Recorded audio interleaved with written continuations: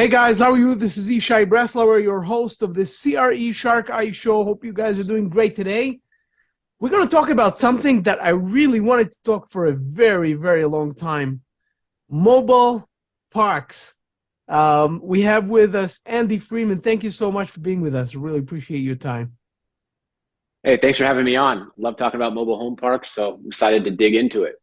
Can't wait, can't wait. You know what? Before we even start, we already said what you do, but if you give us like a 2-minute elevator pitch, about your business, so we can start from there. Yeah, so I'm founded Enjoy Capital and Enjoy Communities. Enjoy Capital is the capital arm of Enjoy Communities. We're a mobile home park owner operator out of the Midwest. We're pushing at this point 1,000 units of ownership experience. I founded Enjoy Capital and Enjoy Communities with my now fiance, Nikki. So it's going into business with my significant other. She's got Amazing. that's a whole different topic, but yeah, she's my partner in crime in the business, and we've been doing it for several years now. We like the Midwest for the cash flow it provides, so it's kind of where we have our concentration. We're both from California originally, but we prefer investment properties outside of that state. So we're in the Midwest. We live in Indianapolis now. We're acquiring mobile home parks and we work with investors. So kind of the quick overview of our company. Beautiful. You know what? Before we dig into your business and to, this whole industry of mobile parks and how to invest, how to get into those type of deals, and how to analyze those type of deals, which is a little different, but very interesting. I have actually a friend who got into this and said, this is the best. And this guy does mega real estate. He does multifamily, healthcare, medical, anything you on the planet. He does a lot of things. And all of a sudden he found out about this. He said, listen, Ishai, this is something you got to look into this. It's great. And that's why I got really curious about this. Let's go back in time, meaning which is you look young. How old are you, if I may ask? I'm not that young. I'm early 40s, just turned 40 last year. Awesome. Yeah. So yeah, you are not that young. Let's go back in time. But you look. Oh, appreciate it. Yeah. Thank you. Let's go back in time. How did you start? How did you get into this whole real estate business? Yeah, so I won't go too far down into my past, but long story short, out of college, I went to school for accounting. I did that for 10 years, worked towards becoming a CPA, didn't quite check that box, and just kind of figured that was not what I wanted to do. Got a chance to go into sales. I actually sold Toyotas for 5 years down in Southern California, and it was able to make 10 times what I made doing accounting. But it was one of those businesses where you had to show up every day to make your money. You weren't making any money while you weren't there. And it was fun while I did it, but eventually it led to burnout. I was working 7 days a week, working a lot of hours, making good money, but I was afraid to take a day off because I'm not making anything when I'm not there. So I started searching for other ways to invest that money I had saved from working at the car job, and just kind of started the path like everyone else does, listening to podcasts, reading books and such. Got into single family in the beginning and just quickly realized the amount of scale it would take to own rentals. You'd have to buy a ton of them, and it's a lot of maintenance. And just by podcasts, I came across mobile home parks. There's a gentleman named Kevin Bupp who's big at time in the space, and his podcast just really resonated with me. And I just made it my mission to just bypass single family, and I went straight on to mobile home parks. And that was about four plus years ago. Relocated from California to the Midwest to be more hands-on with operations and learn the business. So really all kind of stemmed from podcasts, just like could be like this one. Someone could listen to this, could hear about mobile home parks, and that'll get them started. So it's kind of just the progression it went for me. Doing sales and having that type of income was what ultimately enabled me to get into the space, because my accounting salary before didn't really give me excess income to invest in real estate. So sales, put that into real estate, and kind of the rest is history. You started saying before, can you repeat how many mobile home parks you guys manage today? Operate? Yeah, so Enjoy Capital Group, I founded that was last year. I had previously done a venture with So I had partnered with a more experienced operator when I first started that was out of Kansas City when I moved from California. So I was part of a general partnership with different partners back then. We purchased in 2021, I think we purchased 10 parks, 2022, a few more. So we had purchased about 15 parks. And then now with Enjoy, we purchased another 300-400 lots. So it's a combination of both. But yeah, no, we're right around 1,000 lots, 15 mobile home parks.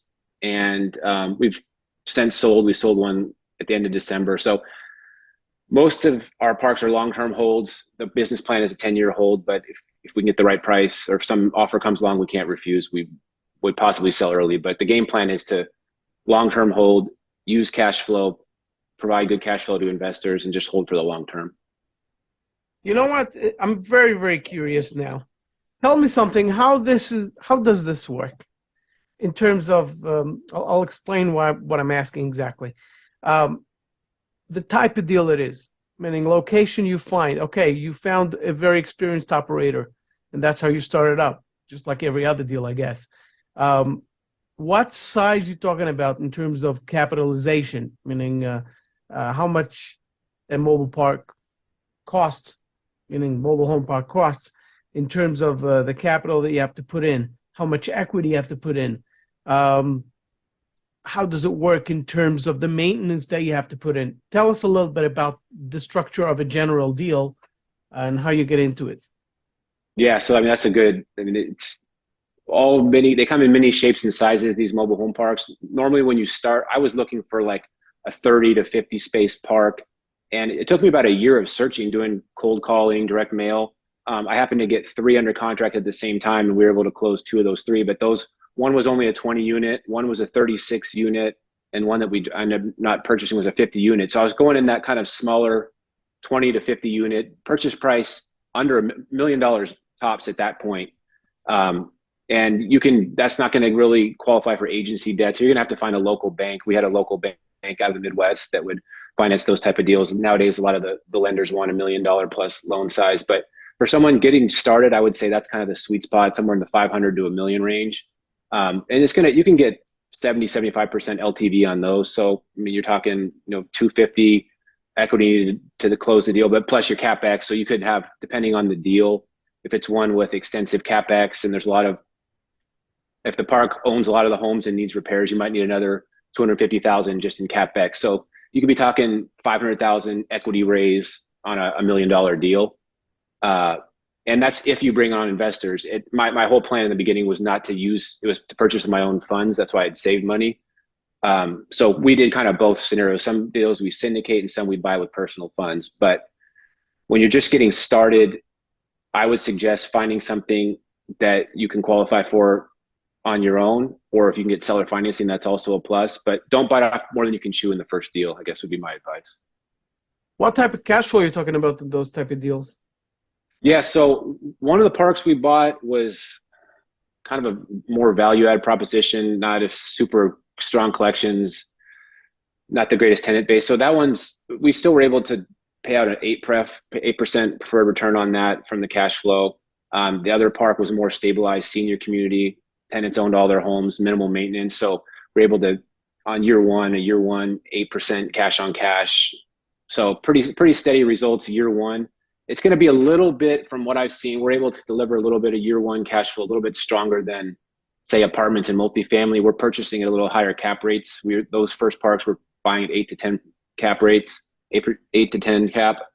And with the debt at that time was in the 3s and 4s, so pretty good cash flow. We don't quite have the same spreads now in this market, but in general, the cap rates of mobile home parks are a little bit higher than multifamily. So you can actually cash flow a little bit better from what I've seen. Okay, so tell me, beautiful answer. Tell me something. How does it work in terms of, meaning, I want to talk about value add deals, meaning what is the value add, meaning we all know what a value add play is in multifamily, in retail, in office, and all that stuff, in hotels. We know what a value add play is. It could be a renovation. It could be, it could be what do you call it? It could be the financing part. It could be many, many things. It could be just management, just plain management, managing the property. When it comes to mobile homes, what does that mean? What do you have to do there when it comes to value add? I'm going to talk about the management, the management when it all stabilized. We're going to talk about it in a minute, but let's talk about the value add play that you're talking about. Yeah, so that's important to discuss. So there's really three main ways you can add value to a mobile home park, three primary ways. And I'll rank them in order from simplest to hardest. Number one, a lot of these mobile home parks, there's 44,000, say, mobile home parks in the United States. There's, at this point, they're still saying only 4,000 plus are institutionally owned, meaning the other 40,000 are owned by the original mom and pop owners or mom and pop owners who haven't brought lot rents to market. So you're going to see in mobile home park space, the market lot rents or the lot rents of these mobile home parks are a lot lower than they should be. The mom and pops live in the mobile home park or they become friends. They don't want to raise the rents on the tenants. They maybe do $5 every couple of years. So value add component number one would just be finding a mobile home park with lot rents under market and just bringing those closer to market over 1 to 2 years. And you're going to immediately increase top line revenue right there. And that's a significant value add opportunity. Just raising rent, just like that. Just raising rents. We just had a deal like that. One rent raise can bring $4,000, $5,000 additional revenue per month. And amazing. Yeah. So it's one of those things where, and we do a market comp analysis. We figure out, we're never trying to be the market leaders, but we want to keep pace and we don't want to fall too far behind. And so we're not doing anything out of line with what's reasonable. And, there's operators that'll do a $300 rent increase just because they can. I still don't fully believe in that. I think you still have to do it in stages to allow them to, acclimate to the rent increase. But that's number one, is just a simple buy the park, depending on the state laws, 30 days, 60 days, send out an rent increase letter. And that's number one. So number two, it would be a lot of times these mobile home parks, the park is paying for the water and the sewer expense and the trash, and those bills can be $3,000, $4,000, $5,000 a month, right? And most of the places I've lived in my life, I've always had to pay the utilities. I think apartment operators, all tenants are all responsible for their utilities. Mobile home parks, a lot of them, the tenants get a free ride in that. So if they're paying $250 a month for rent, which is already low, and they're getting utilities paid for, their lot rent is essentially, their net lot rent's in the $150 range because they're getting free utilities. So that's number two. But to do that, a lot of times you'll have to put on sub-meters on all the lots, all the homes, do the build back process. So that's harder than just sending out a letter that you're increasing the rent. But that's also a way to significantly add value. It's a form of a rent increase because you are charging them extra, charging them for what they're used. But the way we always phrase it is, hey, we're not asking you to pay for anything additional than your use. You're paying for what you're using. And a lot of times when you do that, it also does help with the overall water use, because once people are responsible for paying it, they're naturally going to use less. It's amazing. They pay $250 roughly per one home, for one of those mobile homes.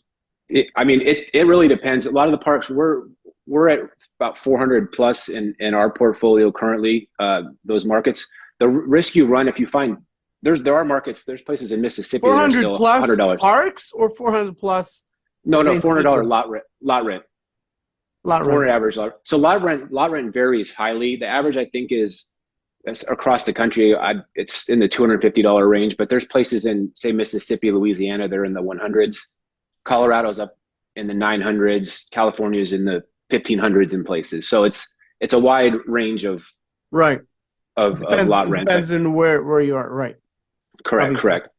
So sometimes if the parks, if the lot rent's too low, it might look like a huge opportunity to increase it. But a lot of times if you have a park with $150 lot rent, it might reflect that in the tenant base, and you might not have the highest quality tenant. If you do raise it, you might lose half the park, or they won't pay. So just because you don't want too low, it's kind of a fine line you got to tiptoe. Under market lot rent is nice, but sometimes too far under market can really kind of change the overall dynamic of the park.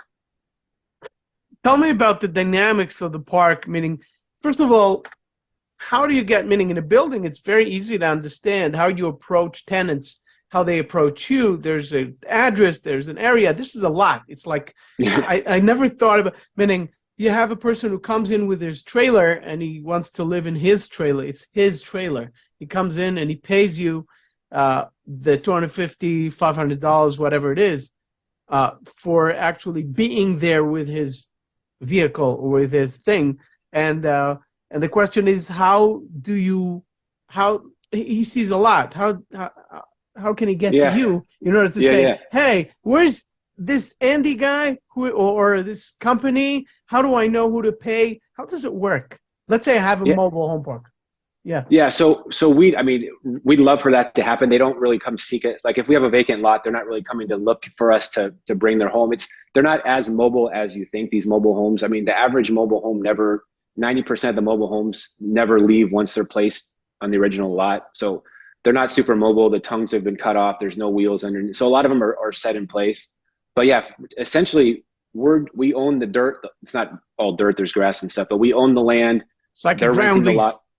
Like a ground lease, yeah. Anything ground up, they're responsible for, right? Their yard, the pipes going, the water lines going into their home, et cetera, et cetera. So yeah, for them to find us, I mean, our play, we like I mentioned, that's only if they own their home. There's a lot of mobile home parks where there's a mix between park-owned homes and tenant-owned homes. I think the park-owned home model to me is a lot more headaches. It's just like managing single-family housing, but a lower quality product, and depending on the age of the home, possibly more repair calls. So we don't like to own any of the homes. We want the tenants to own their homes and do all the maintenance obligations. So with that said, once they own their home and they're just renting the lot, it doesn't require much on-site maintenance. We have in our parks, we have one park manager / park greeter who will collect the rent or pass out notices, and that's essentially it. We do like to have everything online, pay where they can pay online automatically, pay by the 5th.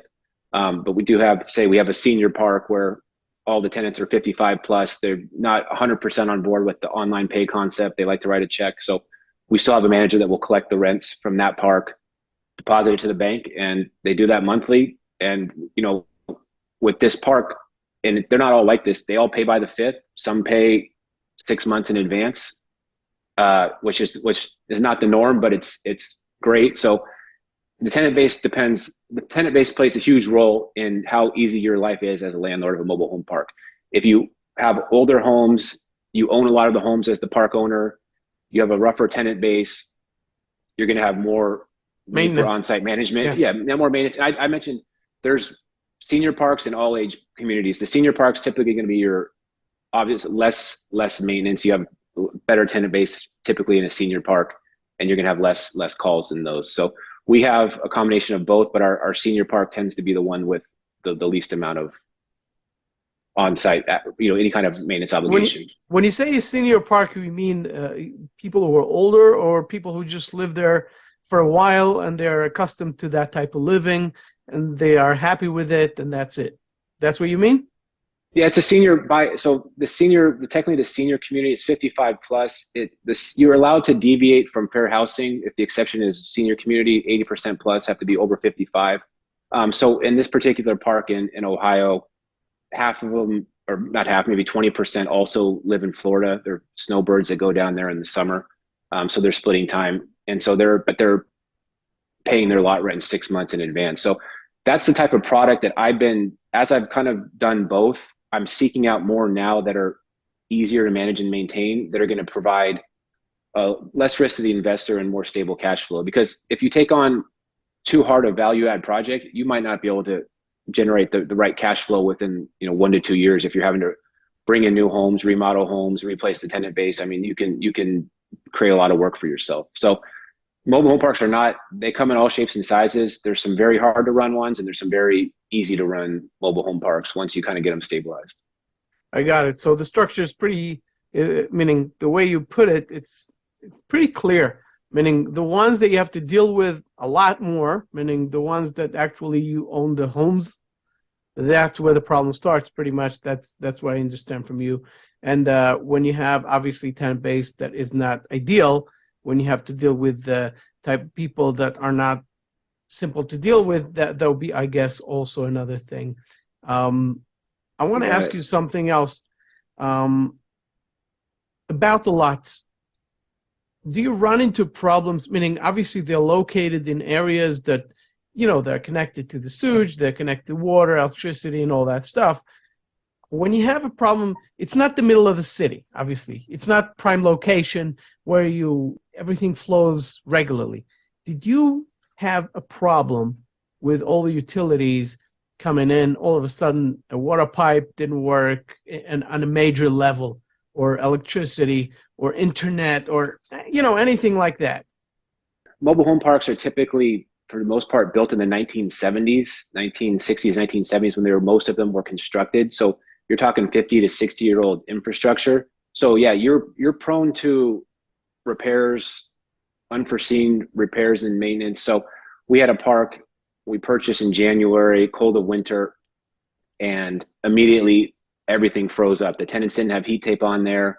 We had to go. I was out there on Valentine's Day, my girlfriend in the car at the time, and just had to go all hands on deck to bring out heaters to thaw out the lines and such. And looking back, that could have been prevented had we gone through and checked in advance to make sure all the residents had heat tape.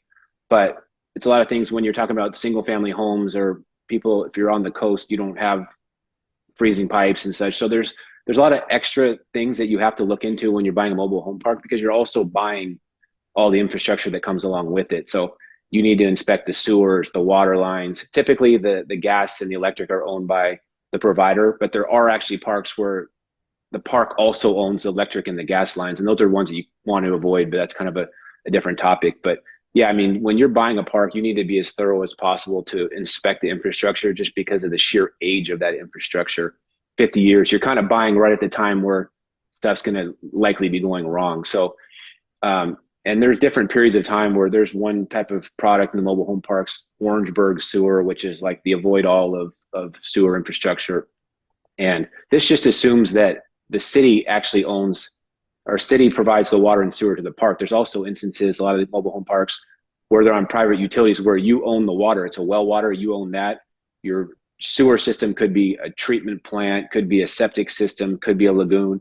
And that adds an added complexity to the ownership, because now you're responsible for complying with the environmental restrictions and such provided by the Department of Natural Resources. And then Right. if you have, so I could go on and on about that. We like to focus on city water and city sewer. We will consider other structures if it's been replaced. Because we don't want to ever buy a private utility system that's coming up to the end of its useful life, because that could be a catastrophic blow to the budget. This is crazy. When you find mobile home parks, how involved you would like to be as an operator in terms of the management? I know that some people, like, for example, when it comes to multifamily, they use third-party management companies. They don't want to deal with it. They don't want to see it. They don't want to hear about it. They just want to know that it's all taken care of. Some of them want to open their own management company. They want to be hands-on. They don't want to pay the 4%, etc. How does it work when it comes to mobile home parks? How involved can you be if you don't want to be involved? Are there third-party management companies, or you have to hire a guy there? How does it work? Yeah, so our management is in-house. There are some third-party managements for mobile home parks. There's mixed reviews on both. I think like anything, it depends on where your park's at. It depends on who you're getting from that company. But in general, I've never hired third-party management. We've always done it ourselves. I try to minimize the amount of work we have to do by picking parks that aren't going to require as much management, because finding a park park manager, like I mentioned, that lives in the park is not as hard to find. But if you're trying to find outside management to manage your park, it's very hard, and there's a high turnover rate, because you're not able to necessarily pay them that high a salary. That 4 or 5% management fee you're taking does not go that far. So you can't necessarily pay a competitive wage to a manager to operate them. So to answer your question, for someone getting started, you don't want to just go hire a third-party management without knowing the business yourself, because you're not going to know what to look for in that management company. You're not going to know how well they're running your property. So I would say, if you're first starting out getting into it, you want to be as hands-on as you can to learn the business, and then you can kind of peel yourself away. So the way is, just like you said in the beginning, is to get a right partner and to just see what he does or she does, and then move on from there, and then do it yourself. That's, I guess, the right way to do it. but you have to be hands-on, according to what you say. Yeah, I would say, I mean, keep in mind, I went from California, moved to California to Kansas City, Missouri.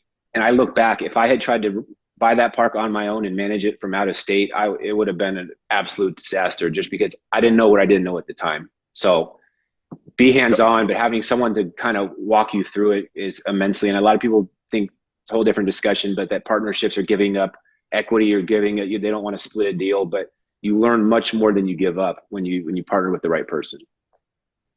I got it. According to what you say, it makes me really think because, again, I have a friend who got into this whole business, and I know for a fact that, from this scope of business that the person has, he's not hands-on. he can't be hands-on. So I'm just wondering, how can he manage it? I'm assuming he has a partner that does that for him, because otherwise it's not going to be possible. So, and learning from your history, you and your fiance, you guys are doing it together, which is wonderful. You moved from California in order to be, I guess, local, close Correct. to your deals, close to your lots, right? Correct. Yeah, I mean, I don't think if you're buying your first park, I strongly recommend not doing it out of state, or if you do out of state, be prepared to move there. I mean, I like to be within 5 hours. I think 5 hours I can still drive there and back in one day. Most of our parks I'm in Indianapolis, but Ohio is a 1 and 2 hour drive. Right. If we got parks in Wisconsin, I can get to there in 5 hours. So it's all, when you're in California, you can only go east, right? So you go west and you're more in the water. So I'm more central here where I can get to more different metros from where I'm at, but I still like to be within 5 hours, and also if you're buying a park, you want to be within an hour of an airport if you have to fly in, because a lot of mobile home parks can be pretty rural. The worst thing to do is have to take 2 flights and also drive 3 hours from an airport just to get to your park. You're going to naturally visit it much less if it's that hard to get to. So something to also consider. Got it. Some great tips here. Let's talk a little bit about, the financial structure. A, how do you get financing? B, how do you structure it in terms of the financial structure, in terms of the NOI and the debt service, et cetera? What are the rules there? Certain type of rules that you want to know in order not to lose here. You want to win. You want to be able to be a winner here, and not to be at a point where you are under. Another thing is equity. Where do you get equity? A lot of questions packed up in this financing. I just want you to go through it. Yeah. And tell us a little bit about it. Types of investors. Yeah. So mobile home parks primarily have, for smaller deals, your local bank's going to be your best bet. But at this point, we're going after 50 plus lots. Typical deal size is $2, $3, $4 million with an equity raise of, say, $1 million. We just did, in this current market, it was a little harder with debt. So we had done 2 loan assumptions that already had agency debt in place. So seller had a property, already had a Fannie Mae loan on it with 10 plus years on the term, 3.55% rate. The other was 4.57, I believe. So solid debt terms. We were able to do a loan assumption in that case. It was the best scenario at the time. 15? It was a 12-year original term. 12 years. So the mobile home park loan, typically it's a 5 or 10 year term, but the agency will get you 30-year amortization, whereas you go to a local bank, you're going to get 20 to 25%. It's going to be recourse. So the agency is going to be a non-recourse loan, solid debt term. So we were able to do a couple loan assumptions, but when you do a loan assumption, you're not going to get the same leverage as you were if you take off a new loan, because the loan's already been originated, it's gone, there's equity that's been built up in the property. So we took on 50% LTV. So we got good rate in terms, but the leverage was a little bit less. So it required more equity. So in that instance, we have to, say it's a $2.3 million raise, we got to raise half of that in equity. And that comes from, we'll do 2 different structures. Some will be a syndication. We'll 5, 6, 7, 8 other investors and put together 5, 6, 7, 8 investors. So you're talking about accredited large investors. If I'm correct. We'll do a 506C. We'll take accredited investors. The average investment, 100,000 plus from the investors. Got it. It's significant. Pretty good amount. And do it that way, give them a preferred return, give them a favorable split. I think favorable and competitive splits to the investors. So say they get a 6 to 7% preferred return, which we pay out immediately. We're buying stabilized properties, so we're paying those out the second month after close, essentially. And Wow. we like to make sure that the property will support the preferred return rather than a lot of different scenarios where that people accrue the preferred return and don't pay it till a refinance. The deal supports the preferred return, and we're actually paying it out from cash flow, not accruing. So, and then there's also scenarios where we have, say, one larger investor where it'd be more like a partnership. They take half of it. They don't necessarily need preferred return, so we'll just do a different arrangement of the profit sharing in that regard. So kind of it depends on deal to deal, but those are the typical ways we've done it. What type of IRR are you talking about when you look at 5 years, because you said it's a long-term type of a thing. So I'm assuming the pro forma goes to 5-7 years. Am I correct? We do a 10-year pro forma, 10-year. right? So that Nice. we aim, so on year 5, the goal is to get investors back their capital year 4 to 5. With these Fannie Mae agency loans, you're not typically going to refinance. You're not typically going to refinance though, because they have yield maintenance and prepayment penalty. You would do a supplemental on top of your original debt. So like that loan that we have, that's 3.55%, the rate that's locked in for 10 years. You do a supplemental on top of that, pull out the equity, and then you can pay back investors. So our pro forma, our pro forma looks anywhere from 8 to 10% average cash on cash for up until the refinance. Once the investors have all their cash back, they're still in the deal essentially for free at that point. They're riding until year 10. We're looking to deliver 16 to 18% IRR over that 10-year hold and get that equity multiple up in the 2.9 to 3.0 range. Nice. Tell me something. What are the risks of a deal like that? When you come to investors and you tell them all this wonderful stuff, and they say, "Oh my gosh, I want to put $200,000 into this deal." Great, but I want to know all the risks entailed. What do you tell them? Well, I say all investments have risk. Obviously, Right. Get that disclaimer out of the way ahead of time. And actually, a lot of people, even with those returns, will still scoff and say, "Oh, well, this is higher returns." And I say, well, yes, but our deal, the homes are already there, the tenants are already paying. These are stabilized deals. There's a lot of other operators, and this is another way. I never got to number 3 on the list. Is the infill. That's the other way to increase the value of a mobile home park, is to buy one with vacant lots and bring in new homes. Mm-hmm. That one's subject to a lot more obstacles, rising home prices. It's like a ground up development on a smaller scale. Yeah. Correct. And a lot of people will project for infill and they won't measure the lots and know exactly what homes they can fill. They haven't gone favorable zoning letter to allow them to even bring in homes. So there's a lot more risk when that's your strategy of adding value. Our strategy of adding value is a very simple strategy, and we're buying assets that already have in-place cash flow. So while there always will be risk, I feel our risk-adjusted returns are higher because of the assets that we're buying. So I try to explain that concept and say, hey, look, here's our investment, here's the other investment that's a huge infill project. That's numbers on a spreadsheet. They still have to go out and implement the business plan. The hardest part of mobile home parks, it's not easy to buy them, but buying is the easy part. Operating it and implementing the business plan is the real hard part of mobile home parks. Mm-hmm. Absolutely. Andy, this conversation is really interesting. I could go on and on with this because there's so much to learn, especially when it comes to something that you never dealt with. And I can tell you personally that I'm really excited about this conversation, so I appreciate your time. If you could tell everybody how they can find you before we say our goodbyes, how they can find you, how they can get to you if they're interested in learning about this, in investing maybe, or anything like that. Yeah, I'm trying to be around LinkedIn. I think that's where you found me, found Yes. my story. So the best. Andy Freeman on LinkedIn, or you can just go to our website, enjoycapitalgroup.com.